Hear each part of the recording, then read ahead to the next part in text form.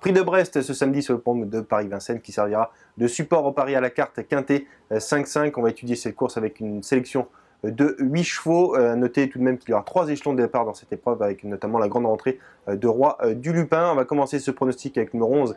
C'est Sissi du Morin, la pensionnaire de Philippe Daujar, qui est vraiment devenue une des valeurs sûres au niveau quintet. On va revoir une course référence la concernant. Elle vient de s'imposer sur les programmes de Paris-Vincennes. Elle terminait le plus fort, vous voyez sur ces images, en pleine piste pour dominer notamment Sierra Leone qu'elle retrouve au départ de cette épreuve, mais également Soumlou qui terminait 5e et Roxane de Baumé qui terminait elle beaucoup plus loin. C'est vraiment une jument, une chic jument qui fait plaisir à tout son entourage et aux turfistes. Elle découvre plutôt un bon engagement dans cette épreuve et chose importante, elle sera déférée des intérieurs. Elle n'a été déférée que 3 fois dans sa carrière. Philippe Daujar qui use rarement de cet artifice et qui a choisi de déférer sa pensionnaire pour ce très bel engagement. Donc c'est vraiment la base de ce quintet. Je lui oppose le numéro 3, Tornade du Dijon, qui sera un petit peu mon coup de cœur dans cette épreuve. Elle ne cesse de répéter ses bonnes valeurs, vraiment dans une forme étincelante celle-ci vert. Elle n'a pas encore trouvé son jour, elle n'a pas forcément une grosse marge dans ce lot très relevé, mais c'est assurément une jument qu'il faut retenir très haut dans un pronostic, avec également le numéro 5, Turbojet, qui vient de terminer 5e sur l'hippodrome de Paris-Vincennes. Il devait rendre la distance, il a fourni plutôt un bon effort final en léger retrait. Là, les conditions sont un petit peu meilleures.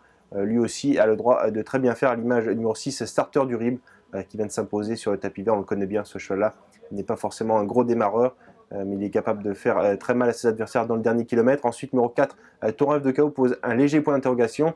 On l'a vu lutter face aux meilleurs, notamment Septuor, qu'il a dominé dans une finale du GNT. Et là, il sera ferré. C'est un petit point négatif à son sujet, mais il a le droit de garder une belle place avec également le 16, Sanity, qui effectuera sa rentrée, qui devra rendre également à la distance 25 mètres de handicap. Mais on s'en méfiera puisqu'il a déjà bien fait sur sa fraîcheur avec Franck Ouvrier, déféré des 4 pieds. Donc on annonce tout de suite la couleur pour ce Sanity. Et en fin de combinaison, j'ai classé le numéro 1, Sam Gibus, un grand cheval qu'on connaît bien sur la grande piste de Vincennes. Et le numéro 2, c'est Renardo Bello, qui lui aussi fait feu de tout bois avec Damien Bonne depuis cet été. Même s'il n'a pas de marge et besoin d'un bon parcours caché, il ne faut pas oublier pour une fin de combinaison. Je répète mon pronostic pour ce prix de Brest qui va se disputer samedi. Je place en tête le 11, devant le 3, le 5, le 6, le 4, le 16, l'As et le 2.